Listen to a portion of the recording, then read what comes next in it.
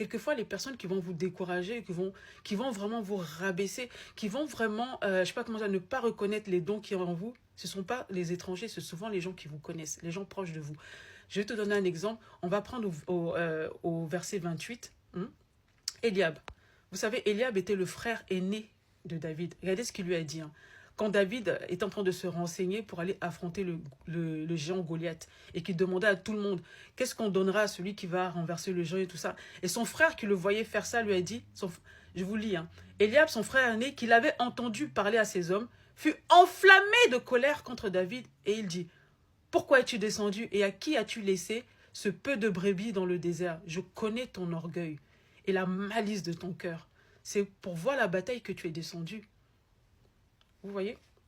Son frère a dit qu'il connaît son orgueil. David, que nous connaissons tous comme humble, qui avait le cœur selon Dieu, lui, il dit qu'il voyait de la malice dans le cœur de David.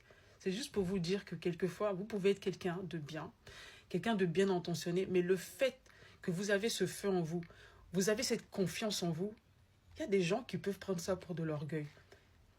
Mais moi, quand je lis l'histoire de David, ce n'était pas quelqu'un d'orgueilleux, ça n'a jamais été quelqu'un d'injuste qui a essayé d'écraser les autres. David était quelqu'un de bon, mais il savait ce qu'il voulait.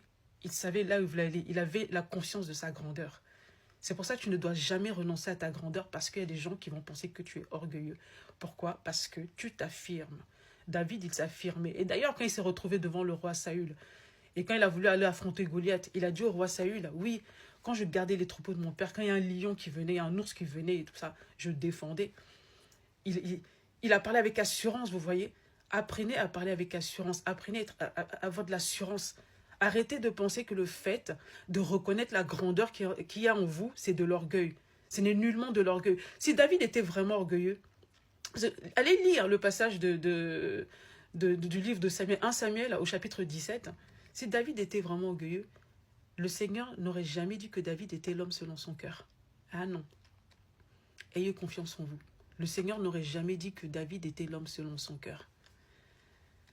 Au jour d'aujourd'hui, là, si David était en France, là, beaucoup de gens allaient dire, mais lui, là, c'est un vantard, c'est un orgueilleux. Comment toi, petit comme ça, là, tu peux t'élever et aller affronter un géant?